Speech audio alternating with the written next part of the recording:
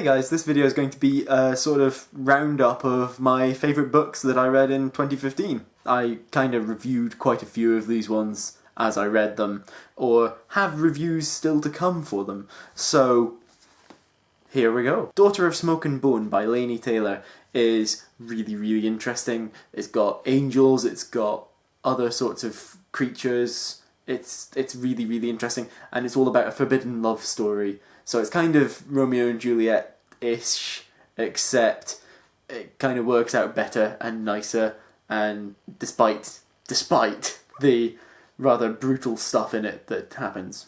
So it's pretty cool. The Name of the Wind by Patrick Rothfuss is a really interesting book about a mythic hero. It's the first in a trilogy, but the third one's not finished yet, so Rothfuss! And I like the second one as well, but I'm just including the first one here. Magnus Chase and the Sword of Summer is a new YA one, written by Rick Riordan. Yes, that same Rick Riordan that does Percy Jackson, and you'll have to wait for my review to find out what I think of it, but it's pretty good. Welcome to Night Vale, another one that I've got a review coming for, and yeah, it's from the podcast of the same name. I love it, it's really good. I really enjoyed it. The Truth About Forever by Sarah Dessen is a very stereotypical YA book, but I loved it. It was really interesting and deals with some interesting issues, though it also kind of fails in some other ones. Afterwards by Scott Westerfeld is a really good book about a YA author and the actual book that she writes, and how she is in fact basically 17 and still does not really know much of anything. It's interesting in a really interesting way. Interesting in a really interesting way. There was also a number of graphic novels that I felt the need to mention here, despite the fact that I don't normally count them in this sort of thing. So here we go, and I've not done any reviews of these. The Unwritten, Volume 1 by Mike Carey and Peter Gross is a really interesting sort of take on the Harry Potter-ish thing, but also mix it in with real world fame and things, as if the character was a real person. And there's a whole load of things to do with basically the main character, Tommy Taylor. He might be a messiah, sort of. It's confusing, but it's very good.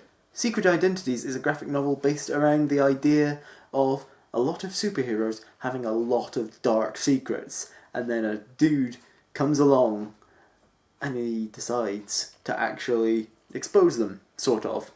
Except he's much very villainous. The Wicked and the Divine Volume 2 is Volume 2 of The Wicked and the Divine, a fantastic series about 12 gods reincarnating every 90 years.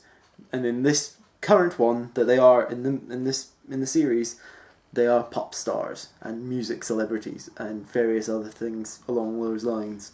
And it's just, yeah, it's amazing. I loved both Volume 1 and Volume 2, but Volume 2 made me feel the feels in a big way. And for my Christmas, I got this, which is Star Wars Infinities, which includes what-ifs for the first 3 actual films, New Hope, Empire Strikes Back, and Return of the Jedi, but it also includes The Star Wars, which is a comic book graphic novel take on the original rough draft screenplay of Star Wars. It includes a General Luke Skywalker, a giant green alien Han Solo, and Anakin Starkiller, and many interesting things to do with it. So those are the books that I've really enjoyed this year. I've really enjoyed them, but have you read any of them? And if you did you like them? What were some of your favourite books from this year? Tell me in the comments. I hope that you enjoyed this video and that you remember to like and share it and subscribe to my channel. Click on the thumbnails above to see other videos by me, including my Vlogrant Plus playlist where I vlogged every day in December, and my video about the Bechdel test, which is hopefully the first in a series of educational videos. Bye!